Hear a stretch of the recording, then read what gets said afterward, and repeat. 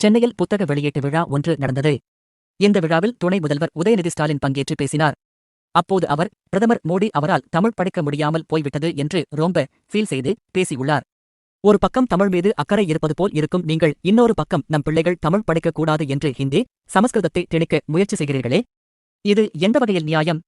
தமிழ்நாடு மும்மொழி கொள்கையை ஏற்றுக்கொண்டால்தான் தமிழ்நாட்டுக்கான நிதி பகிர்வு 2500 கோடியை தருவதாக சொன்னீர்களே, இது எந்த விதத்தில் நியாயம்? தமிழ் படிக்காமல் போய்விட்டேன் என்று கவலைப்படும் நீங்கள், தமிழின் வளர்ச்சிக்காக கடந்த 10 ஆண்டுகளில் என்ன செய்துள்ளீர்கள்? தமிழ் வளர்ச்சிக்காக கடந்த 10 ஆண்டுகளில் மத்திய அரசு ஒதுக்கிய நிதி வெறும் 150 கோடிதான். ஆனால் செத்த மொழி சமஸ்கிருத வளர்ச்சிக்கு 10 ஆண்டுகளில் மத்திய அரசு ஒதுக்கிய 2400 கோடி. தமிழ் வளர்ச்சிக்கு 150 கோடி. சமஸ்கிருதத்த வளர்ச்சிக்கு 2400 கோடி. இதுதான் பிரதமர் மோடியின் தமிழ் பாச நாடகம். இந்த அநியாயத்தை தட்டி கேட்க வேண்டும். இதற்கு நம் கையில் கிடைத்து இருக்கும் வாய்ப்புதான் 2026 சட்டசபை தேர்தல். அந்த தேர்தலில் முதல்வர் ஸ்டாலின் வெற்றி பெற செய்து தொடர்ந்து 2வது முறையாக முதல்வராக்க வேண்டும் என்று பேசினார். சமஸ்கிருதத்தை செத்த மொழி என்று உதயநிதி ஸ்டாலின் பேசியிருப்பது தற்போது சர்ச்சையை கிளப்பியுள்ளது.